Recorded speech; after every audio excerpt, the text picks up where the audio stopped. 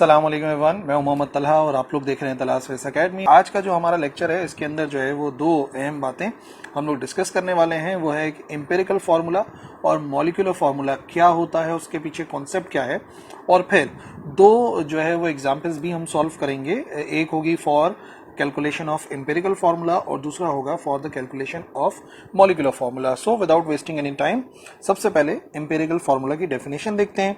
Empirical formula एक ऐसा formula होता है जो एक्सप्रेस करता है relative number of each kind of atom present in a molecule of a compound. ठीक है, किसी भी कंपाउंड के अंदर, किसी भी मॉलिक्यूल के अंदर कोई भी सब्सटेंस यानी कि कोई भी एटम जो है उसके रिलेटिव नंबर क्या है, मतलब दूसरे के लिहाज से कितना है। मतलब कि एक एटम के लिहाज से डबल एटम पाए जाते हैं, या दो एटम हैं तो दोनों बराबर बराबर पाए जाते हैं, या फिर एक जो है वो दूसरे का थ्राइस पाया जाता है। कहने का मकसद ये कि एक एटम का दूसरे एटम से हम रिलेशन समझ सकते हैं with the help of empirical formula.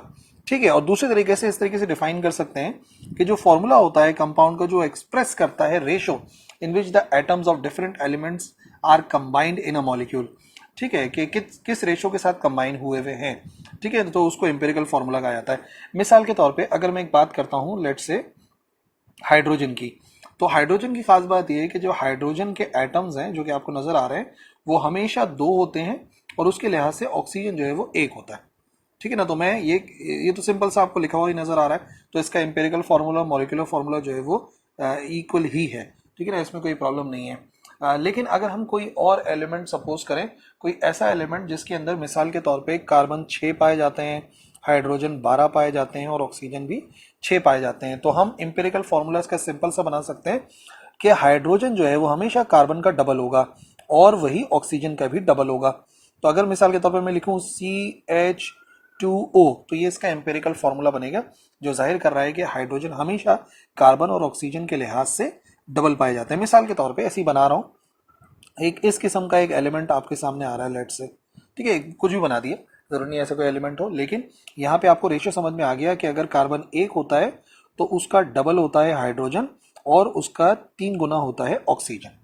ठीक है, तो सिर्फ हमें रेशियो समझ में आ जाए, एग्जैक्ट नंबर ऑफ मॉलिक्यूल्स ना पता चले, सो वो फॉर्मूला कहलाता है एम्पिरिकल फॉर्मूला। ओके, सो एम्पिरिकल फॉर्मूला जब भी हमें फाइंड करना होगा किसी भी एलिमेंट का, तो कुछ स्टेप्स हैं जिन्हें हमें फॉलो करना पड़ता है, और हम पहले उन स्टेप्स को समझेंगे, याद करने की कोशिश करेंगे और फिर एग्जाम्पल को सॉल्व करेंगे, तो इंशाल्लाह बात आपको समझ में आ जाएगी। स्टेप नंबर 1 ये होता है जो कि बेसिकली हमें पेपर में नहीं करना होता, लेकिन किसी भी एलिमेंट का अगर एम्पिरिकल फॉर्मूला निकाला जाता है केमिस्ट्री में, तो वो कैसे निकाला जाता है। पहला स्टेप ये होता है कि हम डिटेक्ट करते हैं कि कितने एलिमेंट्स उस कंपाउंड के अंदर मौजूद है। ठीक है, और उसको एलिमेंट डिटेक्शन से किया जाता है बाय एक्सपेरिमेंट्स, और ये एक्सपेरिमेंट आप लोग जरूर परफॉर्म करोगे फर्स्ट ईयर सेकेंड ईयर के अंदर, जिसके अंदर जो है वो एलिमेंट को डिटेक्ट किया जाता है। ये काम अपने पेपर में नहीं करना, लेकिन बहरहाल आपको स्टेप तो पता होना चाहिए कि सबसे पहले हम जो है वो एलिमेंट डिटेक्शन के जरिए मालूम करते हैं कि किसी कंपाउंड में कितने नंबर ऑफ एलिमेंट्स और कौन कौन से एलिमेंट मौजूद हैं। दूसरे नंबर पर हम डिटरमाइन करते हैं एक्सपेरिमेंटली। ये वाला स्टेप भी हमें पेपर में करके नहीं दिखाना, लेकिन ये जब किसी भी चीज़ का फॉर्मूला ड्राइव किया जाता है तो ये स्टेप शामिल होता है। To determine experimentally masses of the element, जो भी एलिमेंट्स हैं उनके मासेस कितने हैं उस एलिमेंट के अंदर, वो हमें मालूम करना होता है, और ये बात भी एक्सपेरिमेंटली की जाती है। सो हमारे थ्योरी के पेपर से इसका कोई लेना देना नहीं है। तीसरे स्टेप से जो है वो हमारा काम स्टार्ट हो रहा है कि हमें सबसे पहले कैलकुलेट करना होता है percentage of the elements from there masses, और एस्टिमेट करते हैं। मिसाल के तौर पे किसी भी एलिमेंट के अंदर अगर सोडियम मौजूद है और क्लोरीन मौजूद है, तो कितना परसेंट सोडियम है और कितना परसेंट क्लोरीन है, ये हम मालूम कर लेंगे। फॉर एग्जांपल अगर वाटर है तो उसमें कितना परसेंट हाइड्रोजन है या कितना परसेंट ऑक्सीजन है। तो ये जो स्टेप है ना, समझ लो हमारा पहला स्टेप होगा कि जब हमें परसेंटेज निकालनी होती है एलिमेंट्स की फ्रॉम देयर मासेस, यानी कि उनके मासेस को इस्तेमाल करते हुए। ठीक है जी। स्टेप नंबर 4, हमें कैलकुलेट करना होता है मोल रेशो, और मोल रेशो किसी भी एलिमेंट का कैसे फाइंड किया जाता है, हम डिवाइड करवाते हैं जो भी परसेंटेजेस आई होंगी स्टेप नंबर 3 में of the elements by their atomic masses. ठीक है, अब यहाँ पर एक कॉन्सेप्ट आ रहा है एटॉमिक मासेस का। क्योंकि वो लास्ट लेक्चर में हम लोगों ने कवर नहीं किया था, तो मैंने सोचा कि क्यों ना आज के लेक्चर में ही रख दें। लेकिन पहले स्टेप नंबर 4 समझो, हमें कैलकुलेट करना है मोल रेशो, और मोल का जो रेशो है उसको मालूम करने का तरीकेकार ये है कि जितनी भी परसेंटेजेस स्टेप नंबर 3 में आएंगी उनको एटॉमिक मास से डिवाइड करवाएंगे। But what is atomic mass? तो याद रखो, एटॉमिक मास को डिफाइन किया जाता है किसी भी मास, किसी भी एटम का मास जिसको हम कंपेयर करते हैं कार्बन के 12 वाले आइसोटोप के साथ। ठीक है ना, हम इसके साथ कंपेयर करके जब लिखते हैं तो वो एटॉमिक मास कहलाता है। फॉर एग्जाम्पल हाइड्रोजन की बात की जाए तो जो हाइड्रोजन का मास है वो C12 यानी कि कार्बन 12 के लिहाज से 1/12 है, और वही 1/12 अगर कंपेयर करेंगे 12 से तो हमारे पास आंसर आ जाएगा 1। इसका मतलब हाइड्रोजन का एटॉमिक मास बराबर होता है 1 के। ठीक है, इसी तरीके से कोई भी और चीज़ है तो हम क्या करते हैं, हम उसको कंपेयर करते हैं। कंपेयर करने का मतलब हम उसको डिवाइड कराते हैं with mass of 1 atom of carbon 12, जो कि सबसे ज़्यादा कॉमन और less radio active element isotope है इसका। Atomic mass is the ratio, therefore it has no unit. ये एक रेशियो होता है, जाहिर सी बात है, किसी भी चीज़ का मास का रेशियो निकाल रहे हैं तो रेशियो में यूनिट कैंसिल हो जाता है, बट इसका जो यूनिट होता है वो AMU होता है, जिसे हम कहते हैं एटॉमिक मास यूनिट। ठीक है ना, एटॉमिक मास मालूम करते हैं। और वैसे अगर आप पढ़ो, एटॉमिक मास की सिंपल सी डेफिनेशन बताई जाती है किसी भी एलिमेंट के अंदर number of proton plus number of neutron, तो उसको भी एटॉमिक मास कहा जाता है। और जनरली अगर उसको कार्बन से कंपेयर करते हैं तो उसको एटॉमिक मास यूनिट में मेजर किया जाता है। एक एटॉमिक मास यूनिट बराबर होता है 1/12 of the mass of the carbon atom. मैंने आपको बता दिया कि जो भी उसका मास होता है उसको अगर डिवाइड कर दें, किसी भी एलिमेंट का जो भी मास आएगा उसको आप 12 से डिवाइड कराएंगे कार्बन के एटम से, तो हमें पता लग जाएगा उसका मास कितना होता है, एटॉमिक मास। ठीक है, वापस आते हैं रूल्स पर। ठीक है, ये वापस आ जाते हैं रूल्स पर। ये आ गया हमारे पास, calculate the mole ratio of the elements, तो हम डिवाइड करते हैं percentages of the elements by their atomic mass. और आखिर में जब हमारे पास रिजल्ट आएगा फाइनल आंसर निकालने के लिए, तो हम क्या करते हैं कि जो सिंपलेस्ट आंसर आता है उसको डिवाइड करवा देते हैं। मैं आपको बता भी दूंगा, वो हमारा 5वां स्टेप होगा, उसको भी क्लियर कर लेंगे। तो सबसे पहले जो है वो एक प्रैक्टिस क्वेश्चन है, उसको सॉल्व कर लेते हैं। क्या है क्वेश्चन? 1.367 ग्राम एक ऑर्गेनिक कंपाउंड का हमें मिलता है। ठीक है, और वो कंटेन करता है कार्बन, हाइड्रोजन, ऑक्सीजन, जिसको एलिमेंट डिटेक्शन से हमने मालूम कर लिया कि ये 3 एलिमेंट्स तो जो है वो इसमें शामिल होते हैं। अच्छा, जब उसकी कंबशन की गई ऑर्गेनिक कंपाउंड की, तो हमें मिला 3.002 ग्राम ऑफ कार्बन डाइऑक्साइड और 1.640 ग्राम ऑफ वाटर। उसी ऑर्गेनिक कंपाउंड को जब हमने कंबशन कराया, हमने जलाया, तो हमें इतना कार्बन डाइऑक्साइड मिला, इतना हमें वाटर मिला। तो what is it's empirical formula? क्या होगा उसका एम्पिरिकल फॉर्मूला? ठीक है, तो इसी किस्म का कोई सवाल आमतौर पे गिवन होता है। ये आ गया हमारे पास मास, टोटल जो मास है ऑर्गेनिक कंपाउंड का, जिसके अंदर 3 एलिमेंट्स हैं, कार्बन है, हाइड्रोजन है, ऑक्सीजन है, और कंबशन की जा रही है इन स्ट्रीम ऑफ एयर, और वो हमें दे रहा है कार्बन डाइऑक्साइड 3.002 ग्राम और 1.640 ग्राम ऑफ वाटर। तो हमें मालूम करना है उसका एम्पिरिकल फॉर्मूला। तो देख लेते हैं सोल्यूशन में किस तरीके से काम करना है। तो सबसे पहले हमें जो है वो मास गिवन था ऑर्गेनिक कंपाउंड का, तो ये सब नोट कर लेते हैं। मास ऑफ ऑर्गेनिक कंपाउंड कितना था?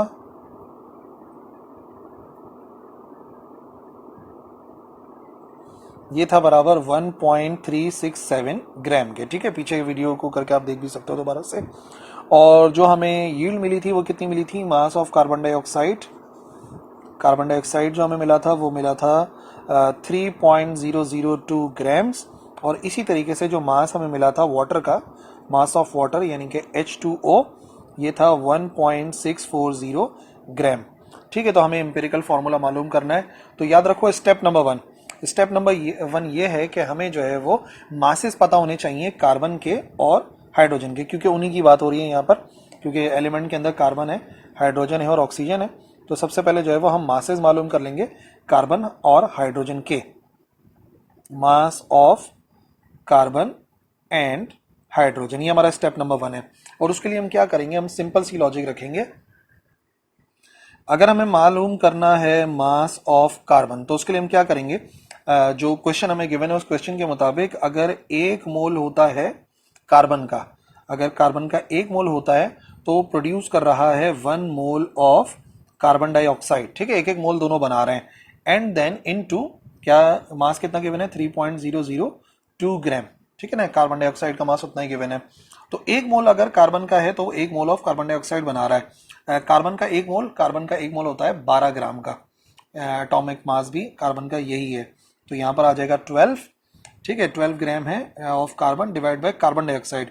कार्बन डाइऑक्साइड का अगर आपको मालूम करना है कितना एक मोल, तो कार्बन के हो गए 12 और ऑक्सीजन का होता है 16, और ये हो गया मल्टीप्लाई बाय 2, क्योंकि 2 ऑक्सीजन होते हैं ना कार्बन डाइऑक्साइड में, ये हो जाएगा 12 प्लस 32, और 12 प्लस 32 कितना होता है, ये होता है 44, ये हो जाएगा 12 डिवाइड बाय 44, और मल्टीप्लाई में पहले से लिखा हुआ है 3.002, ठीक है। इसको सिंप्लीफाई करोगे तो हमें मास ऑफ कार्बन मिल जाएगा, तो आप कैलकुलेटर यूज करो तो ये आंसर आ जाएगा हमारे पास 0.819 ग्राम, ठीक है ना। ये हमें मिल गया मास ऑफ कार्बन, कि कार्बन कितना है, तो कार्बन की वैल्यू आ गई है 0.819 ग्राम।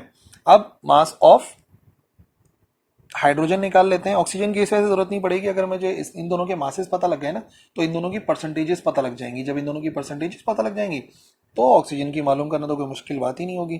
तो मास ऑफ हाइड्रोजन की अगर बात करें तो रिएक्शन के अंदर क्या कहानी है, कहानी यह है कि 2 मोल्स होते हैं अगर हाइड्रोजन एटम के, 2 मोल्स ऑफ हाइड्रोजन एटम, ठीक है, हाइड्रोजन एटम के 2 मोल्स हैं, तो वो क्या बनाते हैं, वो बनाते हैं 1 मोल ऑफ वाटर, ठीक है, वाटर का 1 मोल बना रहे हैं। 2 मोल्स हैं हाइड्रोजन के, 1 मोल बना रहे हैं, और इनटू 1.640, ये तो वैल्यू हमें गिवन ही है, ठीक है जी। तो अब यहां से अगर वैल्यू निकालें तो 2 मोल ऑफ हाइड्रोजन का मास कितना होता है, 2 होता है, divided by 1 mole of water, water का हो गया 2, और ऑक्सीजन का मैंने आपको बताया 16, तो 2 प्लस 16 ये कितना हो जाएगा, ये हो जाएगा 18, तो 2 डिवाइड बाई 18, और इसको मल्टीप्लाई कराएंगे 1.640 से, सो ये बराबर आ जाएगा हमारे पास 0.18 ग्राम के। तो अब हाइड्रोजन की वैल्यू भी मिल गई, हाइड्रोजन का मास कितना है, हाइड्रोजन का मास है 0.18 ग्राम, और मास निकालने का मकसद यही था कि इसकी मदद से अब हम लोग परसेंटेज कैलकुलेट कर सकें कि परसेंटेजेस कितनी हैं।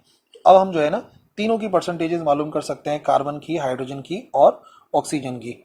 अब हम क्या मालूम कर रहे हैं, अब हम मालूम कर रहे हैं percentages of carbon, hydrogen and oxygen. Oxygen की तो सिंपली आ जाएगी, कैलकुलेट भी नहीं करनी पड़ेगी, और परसेंटेज की सिंपल सी लॉजिक है, उसी को आपने समझना है।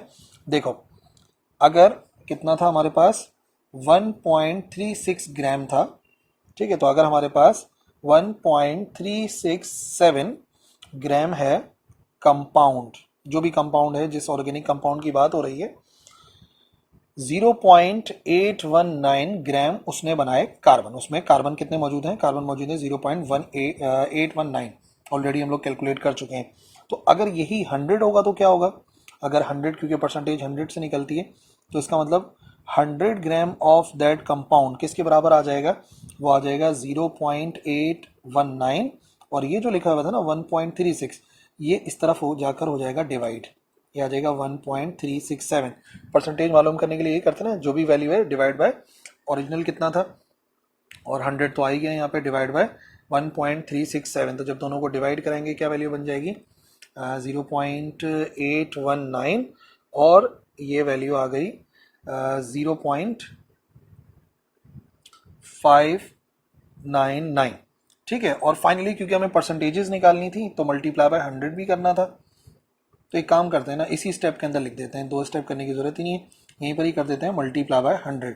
समझ लो हमने इधर मल्टीप्लाई बाय 100 करा दिया लेफ्ट हैंड साइड पे, और राइट हैंड साइड पे भी 100 मल्टीप्लाई करा दिया, और ये वैल्यू इधर जाके डिवाइड हो गए, ठीक है ना। सिंप्लीफाई कर लो, मैं दोबारा से भी समझा दूंगा इसको।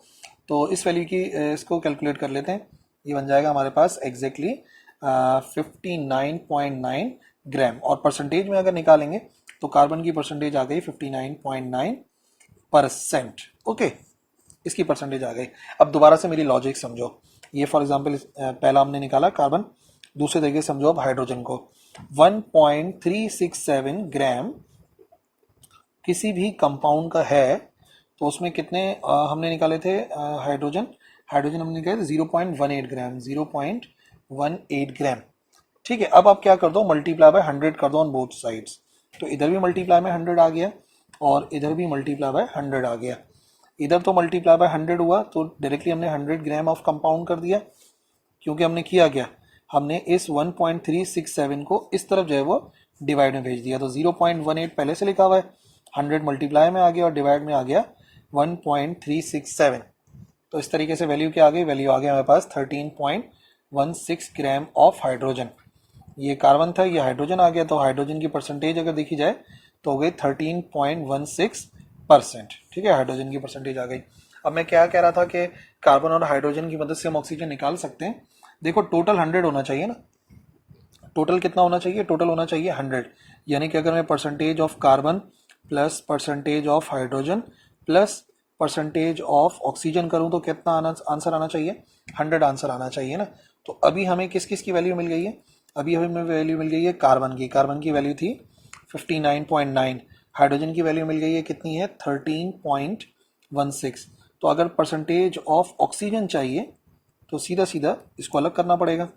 परसेंटेज ऑफ ऑक्सीजन बराबर आ जाएगी 100 माइनस 59.9 और माइनस का 13.16, कितना बना, ये हो गया 26.94%। आ गई तीनों की परसेंटेज, ऑक्सीजन की भी आ गई और कार्बन और हाइड्रोजन की परसेंटेज तो हम पहले निकाल चुके थे। तो हमारा स्टेप नंबर 3 जो था ना, वहां पे जो लिखा था परसेंटेज मालूम करनी है, वो आ गई। परसेंटेज के बाद अब हमें निकालना होगा मोल रेशो। ये कौन सा स्टेप हो जाएगा हमारा, ये हो जाएगा हमारा तीसरा स्टेप। तीसरा स्टेप होता है मोल रेशो का। ठीक है जी, मोल रेशो की सिंपल सी लॉजिक वहां पे मैंने लिखवाई थी कि परसेंटेजेस को डिवाइड कर दें एटॉमिक मासेस से। तो कार्बन की परसेंटेज कितनी है, कार्बन की परसेंटेज है 59.9, तो 59.9 डिवाइड बाय उसका एटॉमिक मास, कार्बन का एटॉमिक मास होता है 12, तो मोल रेशो आ जाएगा कि कितने मोल्स हैं। तो अप्रोक्सीमेटली ये आ गया 5, वो 60 हो जाता तो 5 आ जाता। इसी तरीके से हाइड्रोजन की बात करें तो हाइड्रोजन की परसेंटेज आई हमारे पास 13.16 और हाइड्रोजन का एटॉमिक मास तो आपको पता है 1 होता है, तो सीधा सीधा आ जाएगा 13.16। ठीक है, देन ऑक्सीजन की बारी है, तो ऑक्सीजन की बारी में आ जाएगा हमारे पास 26.94 डिवाइड बाय ऑक्सीजन, ऑक्सीजन यानी कि 16, तो ये हो गया 1.68।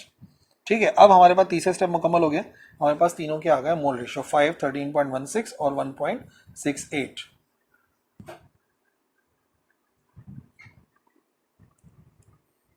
फाइनली स्टेप नंबर 4, यानी कि हमें मालूम करने हैं सिंपलेस्ट रेशो। और सिंपलेस्ट रेशो के लिए जो भी रेशोज आते हैं उसको सबसे छोटे वाला जो आंसर आता है उससे डिवाइड कराते हैं। तो सबसे छोटा वाला आंसर हमारा क्या आया है, सबसे छोटा वाला आंसर आया हमारे पास 1.68, यानी कि सबको इसी से डिवाइड करना है। सो कार्बन का अगर निकालेंगे सिंपलेस्ट रेशो तो 5 डिवाइडेड बाय 1.68 आ गया, ये आ गया 3। और इसी तरीके से जब बात करेंगे हाइड्रोजन की तो ये है 13.16 और डिवाइडेड बाय क्या वैल्यू है, divided by 1.68, so it is approximately 8।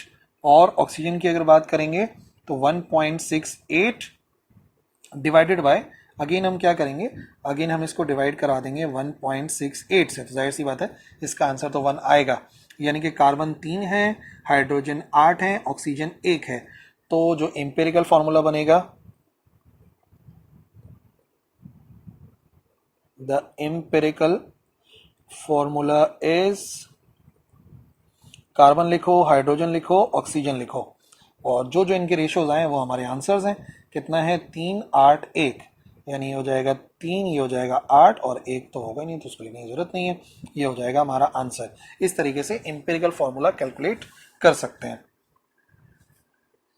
Now देखते हैं डेफिनेशन मॉलिक्यूलर फार्मूला की। एम्पिरिकल फार्मूला से हमें सिंपलेस्ट रेशियो पता लग गया था कि कोई भी एलिमेंट दूसरे के लिहाज से कितना परसेंट पाया जाता है, किस रेशियो में पाया जाता है। और अब जो है वो हम एग्जैक्ट नंबर ऑफ मॉलिक्यूल्स की बात करेंगे। The formula of a compound which not only expresses the relative number of atoms of each but also expresses the actual number। असल बात ये है कि मॉलिक्यूलर फार्मूला से हमें एक्चुअल नंबर ऑफ एटम्स पता लग जाते हैं each element present in one molecule, जो भी एलिमेंट के उस मॉलिक्यूल के अंदर मौजूद है। तो अगर हमें एग्जैक्ट अमाउंट पता लग जाए तो इससे बेहतर और क्या होगा। मिसाल के तौर पे अगर हम सोडियम कार्बोनेट की बात करते हैं तो हमें एक मॉलिक्यूलर फॉर्मूला मिल गया सोडियम कार्बोनेट का, और हमें नज़र आ रहा है कि उसके अंदर एक जो है वो सोडियम है, एक कार्बन है और 3 ऑक्सीजन है। इसी तरीके से अगर सोडियम बाइकार्बोनेट का मिलता है तो NaHCO3 या सोडियम हाइड्रोजन कार्बोनेट का मिलता है तो उसके अंदर पता लग गया कि एक सोडियम, एक हाइड्रोजन, एक कार्बन और 3 ऑक्सीजन है। ठीक है, या इसके अलावा मिसाल के तौर पे हमें ग्लूकोज का फॉर्मूला, ग्लूकोज के लिए C6 मिला, H12 मिला, O6 मिला। तो जैसे ही हमने लिखा तो हमें पता लग गया कि अच्छा ग्लूकोज के अंदर 6 कार्बन है, 6 ऑक्सीजन है और 12 हाइड्रोजन है। जबकि अगर एम्पिरिकल बनाते तो वो आता CH2O। इसी तरीके से बेंजीन की बात करें तो C6H6 होता है। ये उसके एग्जैक्ट नंबर ऑफ मॉलिक्यूल्स हैं कि 6 कार्बन है और 6 हाइड्रोजन है। जबकि अगर सिंपलेस्ट रेशो में बनाए तो 1 कार्बन और 1 हाइड्रोजन होता है। ठीक है ना, अगर रेशो वाइज बनाया जाए तो। बहरहाल ये जो मैंने आपको मिसालें दी हैं मॉलिक्यूलर फार्मूला की और ये दो समझाए हैं, ये एम्पिरिकल फार्मूला कहलाते हैं। ठीक है, तो मॉलिक्यूलर फार्मूला की खास बात ये है कि एम्पिरिकल फार्मूला की मदद से ही मालूम होता है। और सिर्फ हमें क्या करना है, हमें एम्पिरिकल फार्मूला अगर पता लग जाए तो हमें सिर्फ जो उसके नंबर ऑफ मॉलिक्यूल्स होते हैं उसको मल्टीप्लाई बाय n करना होता है। ब्रैकेट के बाहर n लिखा हुआ है छोटा सा, मल्टीप्लाई बाय n करना होता है। और n क्या चीज़ है, n एक्चुअली एक इंटीजर है। और ये कैसे हासिल होगा, उस कंपाउंड का मॉलिक्यूलर मास जो कि आमतौर पे गिवन होता है किसी भी सवाल के अंदर।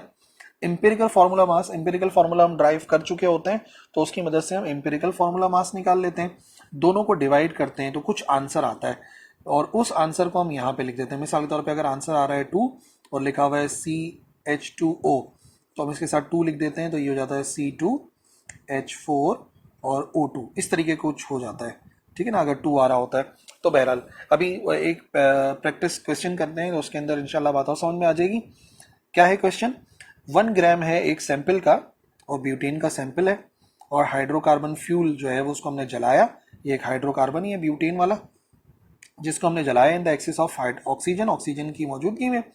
और फिर क्या मिला हमें मिला यहाँ पर 3.03 gram of carbon dioxide, 1.55 gram of water. ये हमें नतीजे में मिला। तो मॉलिक्यूलर मास मालूम करना है। अच्छा, मॉलिक्यूलर मास उस कंपाउंड का 58 है और हमें मालूम करना है उसका मॉलिक्यूलर फार्मूला। तो जैसे मैंने आपको बताया था ना कि हमें मॉलिक्यूलर मास जो है वो गिवन होता है और उसी की मदद से जब एम्पिरिकल फार्मूला एक बार आ जाएगा तो वो इंटीजर जो मैंने बताया n मालूम करेंगे और इजीली फिर मॉलिक्यूलर फार्मूला हासिल हो जाएगा। ठीक है, तो चलो देख लेते हैं कैसे सॉल्व होगा। तो पहले अपनी आसानी के लिए डेटा बना लेते हैं। हमारे पास जो मास था,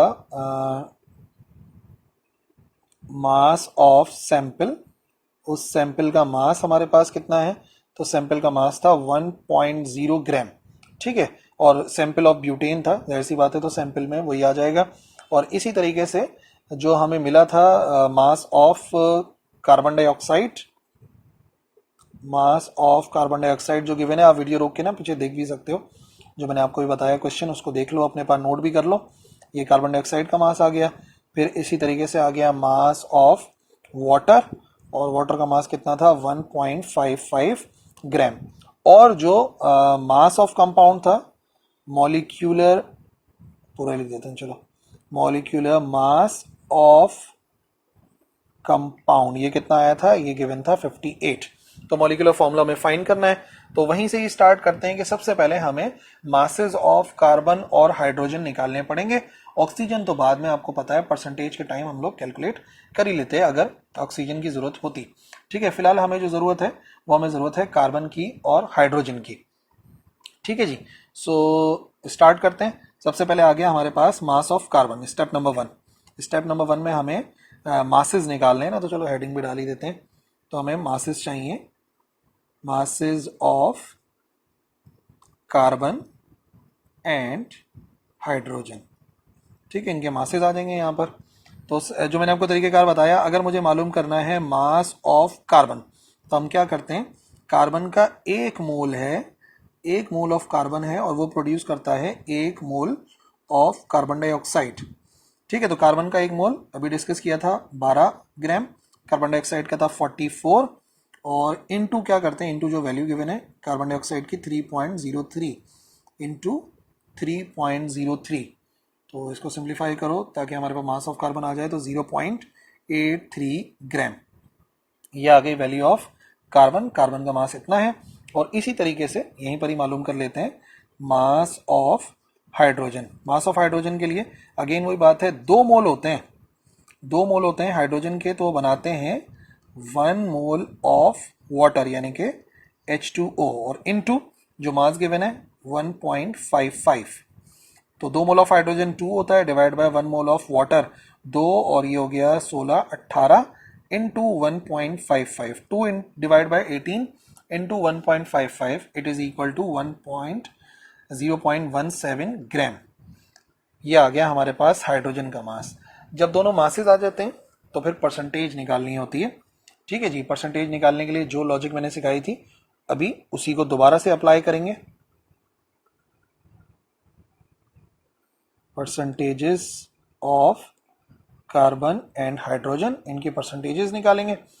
ठीक है जी, तो अभी परसेंटेज निकालने का तरीकेकार क्या है? फॉर एग्जांपल अगर 1.0 ग्राम है कंपाउंड का, ठीक है, तो वो कितना कंटेन कर रहा है? वो कंटेन कर रहा है 0.83 ऑफ कार्बन, यही था 0.83 ऑफ कार्बन।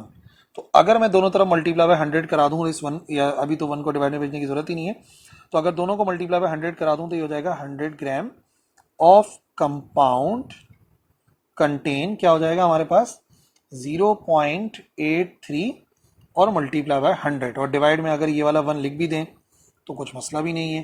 तो 100 इंटू 0.83 हो जाएगा 83% ऑफ कार्बन। ठीक है, और इसी तरीके से अगर हाइड्रोजन की वैल्यू निकालें तो ये पहला स्टेप हो गया इसका।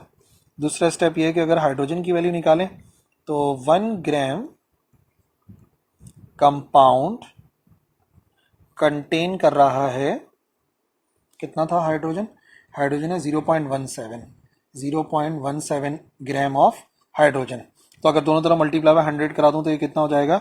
100 ग्राम कंपाउंड कंटेन 0.17 इंटू 100 और डिवाइड बाय 1 करा भी दें तो कोई फर्क नहीं पड़ता, ये आ जाएगा 17% ऑफ हाइड्रोजन।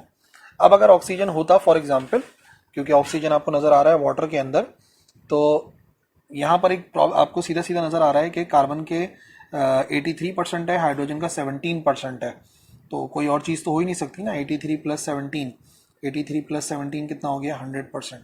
तो यही चीज़ें हैं जिनको हमें कैलकुलेट करना है। परसेंटेजेस के बाद स्टेप नंबर 3 मोल रेशो। अब हमें निकालना है मोल रेशो, और मोल रेशो की सिंपल सी लॉजिक थी, परसेंटेज को डिवाइड कराते हैं उसके मास से, एटॉमिक मास से। तो अगर मिसाल के तौर पे कार्बन की बात करें तो कार्बन की परसेंटेज 83 आई है, डिवाइड बाय एटॉमिक मास यानी कि 12। 83 डिवाइड बाय 12 ये आ गया 6.91। और हाइड्रोजन की बात करें तो हाइड्रोजन के लिए हाइड्रोजन का कितना आया था? 17% था, डिवाइड बाय 1 तो ये हो जाएगा सीधा सीधा 17। स्टेप नंबर 4 सिंपलेस्ट रेशो वाला। तो इनका सिंपलेस्ट रेशो ये है कि जो सबसे छोटा होगा उससे डिवाइड कराते हैं। तो अगर कार्बन के लिए लिखेंगे, सबसे छोटा कौन सा वाला है? सबसे छोटा है ये वाला 6.91। तो कार्बन के लिए करेंगे तो 6.91 डिवाइड बाय 6.91 ये आ जाएगा 1। और अगर बात करेंगे हाइड्रोजन की तो हाइड्रोजन है 17 डिवाइड बाय 6.91। ठीक है, तो ये आ जाएगा 2.5। ठीक है जी, 1 आ गया और 2.5 आ गया। अब एक बात तो है कि जो रेशो होगा वो पॉइंट में तो हो नहीं सकता ना, कोई भी एटम या तो 1 होगा या तो 2 होंगे, 3 होंगे, 2.5 नहीं हो सकते। ठीक है, तो एक तरीकेकार ये है कि सबसे पहले आप जो है वो इसका होल नंबर रेशो बनाओ। तो कार्बन और हाइड्रोजन दोनों को साथ साथ करते हैं। तो कार्बन का अभी हमारे पास आया है 1, इसको भी मल्टीप्लाई बाय 2 करा दो तो ये कितना हो जाएगा 2। और हाइड्रोजन का हमारे पास क्या आंसर आया? हाइड्रोजन आया 2.5, तो इसको भी मल्टीप्लाई बाय 2, यानी कि बस दोनों को किसी सेम नंबर से मल्टीप्लाई करा दो कि जो पॉइंट में आ रहा है वो होल नंबर बन जाए, तो ये हो जाएगा 5। तो हमें क्या पता चला? हमें पता चला कि जो इसका एम्पिरिकल फॉर्मूला होगा उसके अंदर एक बात कंफर्म है, ये होगा हमारे पास कार्बन 2 और हाइड्रोजन होगा 5। तो एम्पिरिकल फॉर्मूला आ गया, हालांकि अभी हमें मॉलिक्यूलर फॉर्मूला चाहिए। एम्पिरिकल फॉर्मूला आ गया हमारे पास कितना? एम्पिरिकल फॉर्मूला आ गया हमारे पास C और H, तो कार्बन होना चाहिए 2, तो हाइड्रोजन होंगे 5, तो 2 और 5 आ गया। ठीक है, अब ये काम तो हम पहले भी कर चुके थे। मॉलिक्यूलर फॉर्मूला के लिए क्या काम एक्स्ट्रा करना है, इस बात को समझ लो कि हमें सबसे पहले क्या मालूम करना पड़ेगा, ये नए स्टेप्स है ना। तो स्टेप नंबर 5 कर देते हैं। अब हमें क्या करना पड़ेगा, बल्कि इसको 6 करना पड़ेगा, 5 में तो ये वाला स्टेप है ना, आखिरी वाला जो इसके अंदर एक्स्ट्रा आ गया। ठीक है, तो स्टेप नंबर 6 में हम क्या करेंगे? हम सबसे पहले कैलकुलेट करेंगे मास, एम्पिरिकल मास। ये जो एम्पिरिकल फॉर्मूला आया है इसकी मदद से एम्पिरिकल मास निकालेंगे।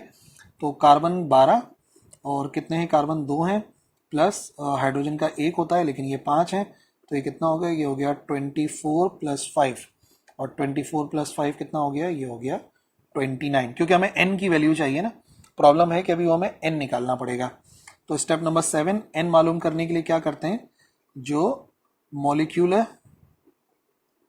मास होता है उसको डिवाइड करा देते हैं एम्पिरिकल मास से, फिर देखते हैं क्या आंसर आ रहा है। तो मॉलिक्यूलर मास हमारे पास आया था, गिवन था, मॉलिक्यूलर मास हमें गिवन था 58 डिवाइडेड बाय 29, तो 58 divide by 29 n is equal to 2। इसका मतलब एम्पिरिकल फॉर्मूला से मॉलिक्यूलर फॉर्मूला बनाना है तो सिर्फ फैक्टर आएगा 2। जो मॉलिक्यूलर फॉर्मूला था वो बराबर होता है एम्पिरिकल फॉर्मूला और फैक्टर n। एम्पिरिकल फॉर्मूला क्या आया हमारे पास, कार्बन 2 हाइड्रोजन 5, कार्बन 2 हाइड्रोजन 5, और साथ में हमारे पास आ गया n आया है 2। तो अब जो हमारे पास मॉलिक्यूलर फॉर्मूला आ गया 2 2 जार 4, C आ गया 4 और हाइड्रोजन आ गया 5 2 जार 10, तो C4 and H10 is the molecular formula.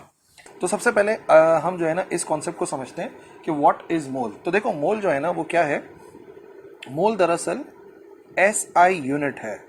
SI unit है किस चीज का, अमाउंट ऑफ सब्सटेंस का, ठीक है ना। अमाउंट ऑफ सब्सटेंस यानी किसी भी शय की जो मिकदार है उसको मोल में नापा जाता है।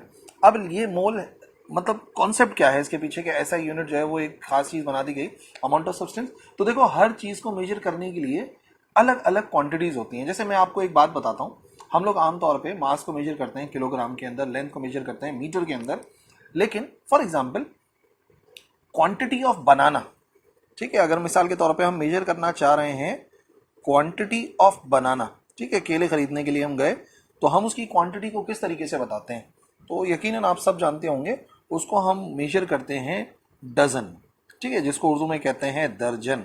हम उसको दर्जन के अंदर नापते हैं। दर्जन का मतलब क्या हो गया, मिसाल के तौर पे व्हाट इज 1 डजन बनाना, एक डजन बनाना से क्या मुराद है आप ये बताइए।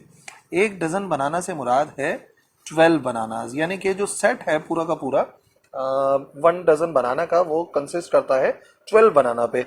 इट मीन्स ये हो गया कि अगर मैं कहूँ कि कहीं पर बनाना 2 डजन है, तो अगर 2 डजन बनाना कहा जाएगा तो आप ऑलरेडी उसको मल्टीप्लाई बाय 12 करके कितना कर दोगे, 2 multiply by 12 it is equal to 24। इसी तरीके से हाफ डजन जो है वो बराबर हो जाता है 6 के, ठीक है। तो कभी कभार हमें जो है ना किसी एक पर्टिकुलर क्वांटिटी को बुनियाद बनाना पड़ता है और फिर उसके लिहाज से हम मेजर करते हैं। तो जिस तरीके से हमने चीज़ों को नापने के लिए डजन वाला एक तरीकेकार इस्तेमाल किया कि 12-12 के सेट के हिसाब से जो है वो हम मेजर करेंगे, बिल्कुल इसी तरीके से कुछ हिसाब किताब जो है वो मोल का भी बनाया गया, ठीक है। तो मैं उसको पहले डिफाइन करवा देता हूँ आपको कि व्हाट इज अ मोल, मोल है क्या।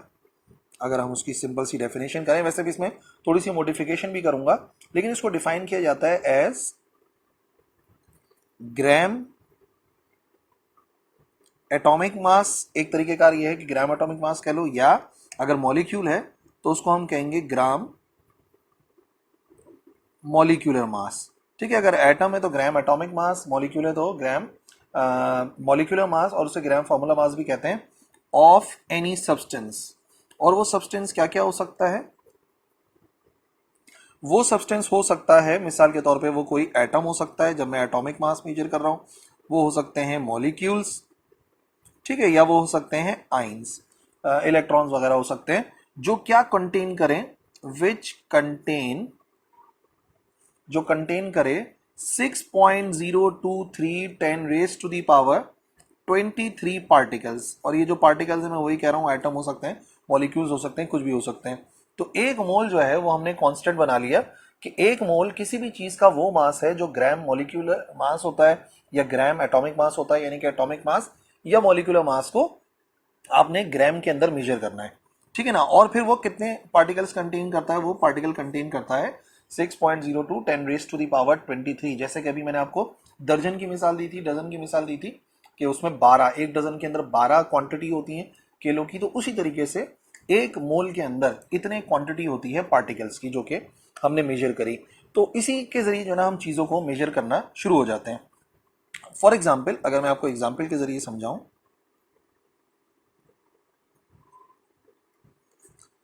फॉर एग्जाम्पल अगर हम बात करें कार्बन के एटॉमिक मास की, तो देखिए एटॉमिक मास ऑफ कार्बन, अगर कार्बन के एटॉमिक मास की बात करें तो वो है 12 ग्राम, यानी कि कार्बन के लिहाज से अगर बात की जाए व्हाट इज कार्बन का 1 मोल, तो 1 मोल ऑफ कार्बन एक्चुअली बराबर होगा 12 ग्राम के, यानी कि 12 ग्राम मिलके कार्बन का 1 मोल बनाएंगे। ठीक है, और इसी तरीके से फॉर एग्जाम्पल अगर मैं मेजर करूं एटॉमिक मास ऑफ किसी भी और चीज का एटॉमिक मास मेजर कर लो, लेट से आप जो है वो मैग्नीशियम का मेजर कर लो, तो यहाँ पे जो आपको वैल्यू मिल जाएगी वो क्या मिल जाएगी, इसका डबल कर दिया ना हमने, समझ लो ये होता है 24 ग्राम का, तो 24 ग्राम, तो इसका मतलब क्या हो गया कि 1 मोल ऑफ मैग्नीशियम बराबर होगा कितने ग्राम के, 24 ग्राम के। तो इसका मतलब आप ये याद रखिए कि जो 1 मोल है मैग्नीशियम का वो भारी है 1 मोल ऑफ कार्बन के लिहाज से, और अगर देखा जाए तो ऑलमोस्ट जो है वो डबल है। तो आपने ये नहीं देखना कि उसका मास कितना है, वो उसके मॉलिक्यूलर मास पे डिपेंड करता है या वो उसके एटॉमिक मास पे डिपेंड करता है। क्योंकि कार्बन का एटॉमिक मास 12 है, तो 12 ग्राम कार्बन बनाते हैं उसका 1 मोल, 24 ग्राम कार्बन बनाते हैं उसके 2 मोल, और इसी तरीके से कंटिन्यूस हो जाएगा कि अगर 36 ग्राम है कार्बन, बोला जाए कि 36 ग्राम कार्बन के अंदर कितने मोल हैं, तो आप सीधा सीधा बोलेंगे कि वो 3 मोल हैं, क्योंकि हमें पता है कार्बन का 1 मोल 12 ग्राम के बराबर होता है। और इसी तरीके से मैग्नीशियम की बात की जाए तो वो 24 के बराबर होता है। अच्छा, सिर्फ एटॉमिक मास की बास नहीं होती है, बल्कि इधर हम जो है वो मॉलिक्यूलर मास के जरिए भी मेजर कर सकते हैं। फॉर एग्जाम्पल अगर मैं बात करूं मॉलिक्यूलर मास ऑफ नाइट्रोजन, अगर नाइट्रोजन गैस की बात करें, जो पूरी नाइट्रोजन गैस है, तो ये मॉलिक्यूल बन रहा है ना, तो नाइट्रोजन गैस का जो मास होता है वो होता है 28 ग्राम। तो इसका मतलब क्या हो गया कि नाइट्रोजन का 28 ग्राम बराबर होता है उसके 1 मोल के, यानी कि नाइट्रोजन गैस का जो 1 मोल होता है वो मैग्नीशियम से भी ज़्यादा हैवियर होता है। ऑक्सीजन की अगर बात की जाए, for example molecular mass of oxygen, तो ऑक्सीजन का फिर वही बात है, एक ऑक्सीजन का मास जो है वो 16 होता है, और ऑक्सीजन गैस का मतलब होता है O2, तो 16 इंटू 2 ये कितना हो जाएगा, ये हो जाएगा 32 gram. It means 32 gram of oxygen makes 1 mole of oxygen. तो याद रखो हमने जो यहाँ पे स्टैंडर्ड बनाया, वो हमने स्टैंडर्ड बनाया उसके मॉलिक्यूलर या एटॉमिक मास को, जितना भी उसका एटॉमिक मास है या मॉलिक्यूलर मास है उसको जो है वो उसका कहा जाता है 1 मोल। और बेसिकली अगर देखा जाए तो एक सिंपल सा फॉर्मूला भी है, उसके ज़रिए हम जो है वो नंबर ऑफ मोल्स को कैलकुलेट कर सकते हैं। एक सिंपल सा फॉर्मूला है नंबर ऑफ मोल्स के लिए, याद रखो अगर मुझे कैलकुलेट करना है नंबर ऑफ मोल्स, तो बराबर होता है जितना उस चीज़ का मास है उसको डिवाइड कर दो उसके मॉलिक्यूलर मास से या एटॉमिक मास से। आमतौर पर मॉलिक्यूल से डील करते हैं, इस वजह से मैंने आपको ये वाला फॉर्मूला बता दिया नंबर ऑफ मोल्स का। जैसे मिसाल के तौर पे मैं आपको बताऊं, हम जो है वो यहाँ पे वैल्यू फाइंड कर लेते हैं, लेट से कार्बन डाइऑक्साइड की बात करते हैं। अगर हम कार्बन डाइऑक्साइड की बात करते हैं कि कार्बन डाइऑक्साइड का जो 1 मोल है वो कितना है, तो 1 मोल ऑफ कार्बन डाइऑक्साइड बराबर होता है, कार्बन कितना होता है, कार्बन का एटॉमिक नंबर होता है 12, मास सॉरी 12 होता है, ऑक्सीजन का कितना था 16 इंटू 2, तो ये हो गया 32, तो ये कितना हो जाएगा 44। तो कार्बन डाइऑक्साइड का 1 मोल जो है वो कितने ग्राम के बराबर होता है, वो 44 ग्राम के बराबर होता है। ठीक है, तो ये इसका मॉलिक्यूलर मास भी है। अब फॉर एग्जाम्पल आपको दिए गए 220 ग्राम ऑफ कार्बन डाइऑक्साइड, ठीक है, आपको कहा गया कार्बन डाइऑक्साइड 220 ग्राम है, तो अब आप बताइए कि उसमें कितने नंबर ऑफ मोल्स होंगे। तो नंबर ऑफ मोल्स के लिए मैंने फॉर्मूला जो बताया आप उसको यूज करो, mass divided by molecular mass. तो हम क्या करेंगे, हम 220 को जो मास हमें गिवन था उसको हम डिवाइड करा देंगे उसके नंबर ऑफ उसका मॉलिक्यूलर मास से, और कार्बन डाइऑक्साइड का मॉलिक्यूलर मास मैंने अभी भी कैलकुलेट कराया 44 है, तो 220 divide by 44 it is equal to 5। तो इसका मतलब इतने ग्राम यानी कि 220 ग्राम ऑफ कार्बन डाइऑक्साइड के अंदर पाए जाते हैं उसके 5 मोल। ठीक है, इस तरीके से हम लोग कैलकुलेशन कर सकते हैं। और वैसे आपको एक और बात बताऊं, उसको भी आप समझने की कोशिश करना। एक और मिसाल है हमारे पास, लेट से हमारे पास है सोडियम क्लोराइड। तो सोडियम क्लोराइड जो है वो 2 आयन से मिलकर बना है, एक है सोडियम आयन और दूसरा है क्लोरीन आयन। अब ये दोनों आयन हो गए, सोडियम आयन भी है क्लोरीन आयन भी है। तो इसका क्या मतलब हो गया, इसका मतलब ये हो गया कि हमारे पास ये जो सोडियम है इसका भी 1 मोल है, और लेकिन सोडियम आयन का 1 मोल है और क्लोरीन आयन का 1 मोल है। ठीक है, तो हम इसको बोलेंगे कि ये 1 मोल है सोडियम आयन का, और यहाँ पर 1 मोल है, अगर इसका 1 मोल है तो 1 मोल है किसका, 1 मोल ऑफ क्लोरीन आइन। और फिर वही बात है जैसे कि हमने काउंट करा था कि एक मोल के अंदर नंबर ऑफ पार्टिकल्स कितने होते हैं, 6.023 10 रेज टू दी पावर 23, यानी कि इतने सोडियम आयन होंगे और इतनी ही तादाद के अंदर 6.023 10 रेज टू दी पावर 23 ही क्लोरीन आयन उसमें पाए जाएंगे। ठीक है, एक आध मिसाल और देख लेते हैं। लेट से वाटर की एग्जांपल कंसिडर कर लेते हैं। फॉर एग्जांपल हमें गिवन है 4 मोल्स ऑफ H2O वाटर। तो लेट से उसके अंदर जो है वो जो है कितने ग्राम होंगे, हम मालूम करना चाह रहे हैं कि वो कितने ग्राम का होगा। तो फिर वही बात है, फॉर्मूला आपको पता है, उस फॉर्मूले में एक थोड़ा सा चेंज भी करवाना था मैंने। इसी फॉर्मूले को लिखने का एक और तरीकेकार भी है। नंबर ऑफ मोल्स को स्मॉल n से जाहिर करते हैं, मास को हम लोग m से शो करते हैं और डिवाइडेड बाय मॉलिक्यूलर मास को हम जो है वो कैपिटल M से शो करते हैं। तो ये जो है ना फॉर्मूला जो है इसका n is equal to m divide by m होता है। मोलर मास भी कह सकते हैं, मॉलिक्यूलर मास भी कह सकते हैं, जो नीचे m लिखा हुआ है ना, यानी कि एक मोल का कितना मास होता है जो लिखा हुआ है ना, ये मोलर मास भी कहलाता है कि एक मोल के अंदर कितना मास होता है। जैसे कि कार्बन डाइऑक्साइड के केस के अंदर 44 था। फॉर एग्जाम्पल हमारे पास सवाल आ रहा है कि हाइड्रोजन के वाटर के 4 मोल हैं, तो वो कितने ग्राम का होगा और उसमें कितने पार्टिकल्स होंगे। तो हम सीधी सी लॉजिक इस्तेमाल करेंगे, हम ये कहेंगे कि भाई हमें इस मरतबा मास कैलकुलेट करना है। तो यही जो फॉर्मूला था, n बराबर होता है mass divided by molar mass. Rearrange करेंगे, m की वैल्यू चाहिए तो हम क्या कर लेंगे, m बराबर आ जाएगा n को मल्टीप्लाई करना पड़ेगा मोलर मास से। तो फिर कितने नंबर ऑफ मोल्स हैं, 4 मोल्स हैं। मॉलिक्यूलर मास चाहिए इसका कि एक मोल का कितना मास होगा, तो आ जाओ निकाल लेते हैं। हाइड्रोजन 2 हैं और उसका एक एटम 1 के बराबर होता है, ऑक्सीजन के 16, तो टोटल हो जाएगा 18। तो हम क्या करेंगे, 4 को मल्टीप्लाई करा देंगे 18 से। सो 4 मल्टीप्लाई बाय 18 72 आ जाएगा, यानी कि 72 ग्राम जो है पानी होगा। तो वो पानी के कितने मोल बनाएगा, वो बना देगा पानी के 4 मोल। ठीक है भाई, तो आई होप ये एग्जांपल्स के जरिए आप मोल को समझ गए होंगे और मैंने प्रैक्टिस भी करा दी। अब जो हमारा टॉपिक था ना, एवोगैड्रोस नंबर भी उसके अंदर शामिल था। हमें इसका भी कॉन्सेप्ट चाहिए कि एवोगैड्रोस नंबर क्या है। तो बेसिकली ये जो नंबर है, ये वही नंबर है जो इतनी देर से हम लोग डिस्कस किए चले जा रहे हैं। एवोगैड्रोस नंबर जो है वो एक साइंटिस्ट हैं, उनके नाम से है, और वो जो है वो इटालियन केमिस्ट है अमेडियो एवोगैड्रो, जिन्होंने इस नंबर को डिस्कवर किया था। और ये वही नंबर है जो अभी बता रहा हूँ, 6.02 10 रेज़ टू पावर 23, बहुत बड़ी वैल्यू है। यानी कि अगर मिसाल के तौर पे किसी भी चीज़ का एक मोल है तो उसके अंदर जो तादाद होती है एटम्स की या मॉलिक्यूल्स की, वो होती है इतनी, कितनी, 602 1 2 3 4 5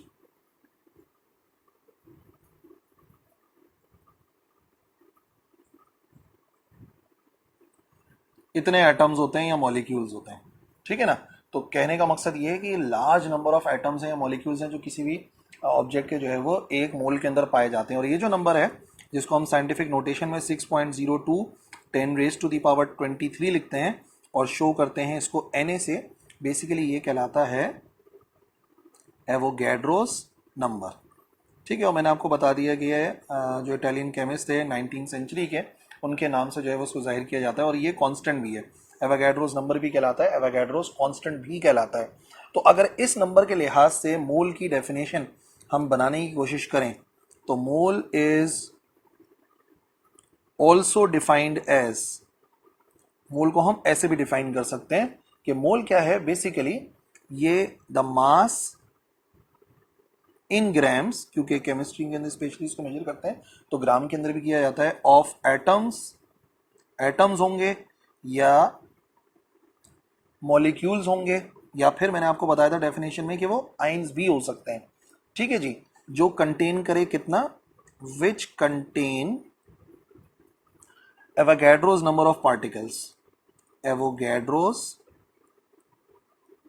नंबर ऑफ पार्टिकल्स। और आपको पता है एवोगैड्रोस नंबर ऑफ पार्टिकल्स का मतलब क्या हो गया, वही पार्टिकल जो हमने बताए थे आपको, 6.023 10 raise to the power 23 particles. तो अगर हम बात करते हैं मोल की डेफिनेशन की एवोगैड्रोस नंबर के लिहाज से, तो हमें उस नंबर को लिखना ज़रूरी नहीं है, हम सिर्फ लिख सकते हैं कि वो मास ग्राम के अंदर, किसी भी चीज़ का वो मास ग्राम के अंदर कि जिसके अंदर तादाद जो हो एटम्स की या मॉलिक्यूल्स की या आयन की वो बराबर हो एवोगैड्रोस कांस्टेंट के बराबर। और फिर इसी के जरिए हम फर्दर कैलकुलेशन भी कर सकते हैं, पार्टिकल्स को मेजर भी कर सकते हैं कि पार्टिकल्स कितने हैं। लेट्स से हमारे पास एक क्वेश्चन है और वो है प्रोग्रेस टेस्ट 1 के अंदर, आपको बुक में मिल भी जाएगा पेज नंबर 27 पे। मैं चाह रहा हूँ कि थोड़ा सा एवोगाड्रोस कांस्टेंट जो है वो वहां से क्लियर हो जाए। तो उस क्वेश्चन के अंदर लिखा हुआ है कि हमें कैलकुलेट करना है, calculate number of atoms, atoms की तादाद कैलकुलेट करनी है इन 9.2 ग्राम्स ऑफ सोडियम। सोडियम हमारे पास 9.2 ग्राम है और हमें जो है मालूम करना है कि उसमें कितने नंबर ऑफ एटम्स होंगे। और एटॉमिक मास हमें Na का गिवन है, सोडियम का गिवन है, और वो होता है 23 AMU atomic mass unit. Already discuss कर चुके हैं। तो देखो तरीकेकार वही है। सबसे पहले हमें ये चेक करना होगा कि इतने ग्राम के अंदर कितने मोल आ रहे हैं। ठीक है, फॉर्मूला क्या है, नंबर ऑफ मोल्स बराबर होता है जितना भी मास गिवन है उसको डिवाइड कराते हैं उसके मोलिकुलर मास से। ठीक है, ये एक जनरल फॉर्मूला होता है, लेकिन यहाँ पे क्योंकि एटम की बात हो रही है तो हमें मॉलिक्यूलर मास लिखने की जरूरत नहीं है। हम सिर्फ इसको किससे डिवाइड करा देंगे, हम इसको डिवाइड करा देंगे उसके एटॉमिक मास से, तो ताकि हमें नंबर ऑफ मोल्स मिल जाए। तो लेट से मास कितना है, मास है 9.2 और सोडियम का एटॉमिक नंबर कितना है 23। So we have to just divide 9.2 with 23, तो ये बराबर आ जाएगा 0.4 के। इट मीन्स इतने ग्राम के अंदर सोडियम के 0.4 मोल्स पाए जाते हैं। और अगर इतने मोल्स पाए जाते हैं, so as we know that कि अगर मैं नंबर ऑफ पार्टिकल्स कैलकुलेट करना चाह रहा हूं तो मुझे जो है वो एवोगाड्रोस कांस्टेंट को इस्तेमाल करना पड़ता है। एवोगाड्रोस कांस्टेंट क्या होता है, एवोगाड्रोस कांस्टेंट होता है नंबर ऑफ एटम्स या मॉलिक्यूल्स प्रेजेंट इन 1 मोल, जिसको हम कह सकते हैं नंबर ऑफ मोल्स। डेफिनेशन ही यही है, एवोगाड्रोस नंबर या कांस्टेंट वो नंबर है, वो नंबर ऑफ एटम्स हैं जो एक मोल के अंदर पाए जाते हैं। So number of atoms divide by number of moles. Number of atoms हमें कैलकुलेट करने हैं तो उसको रीअरेंज करो और फॉर्मूला अगर बनाओ ना, तो नंबर ऑफ एटम्स को लेट से हम कैपिटल N से शो करते हैं और नंबर ऑफ मोल तो मैंने आपको बता दिया स्मॉल n से। तो अगर मुझे n की वैल्यू चाहिए यानी कि नंबर ऑफ एटम्स की वैल्यू चाहिए, तो ये स्मॉल n इधर जाके मल्टीप्लाई हो जाएगा एवोगाड्रोस कांस्टेंट से।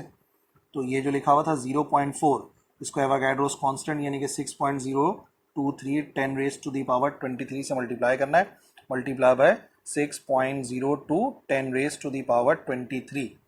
ठीक है, तो ये हो जाएगा हमारे पास 2.4 10 रेज टू द पावर 23। और एटम्स कैलकुलेट कर रहे थे तो यूनिट भी एटम्स आएगा, मॉलिक्यूल्स होते तो मॉलिक्यूल्स आ जाता।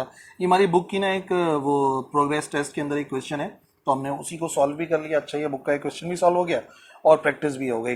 तो ठीक है, ये था आज का हमारा पूरा लेक्चर जिसमें मैंने आपको कॉन्सेप्ट दिया मोल का और एवोगाड्रोस नंबर का।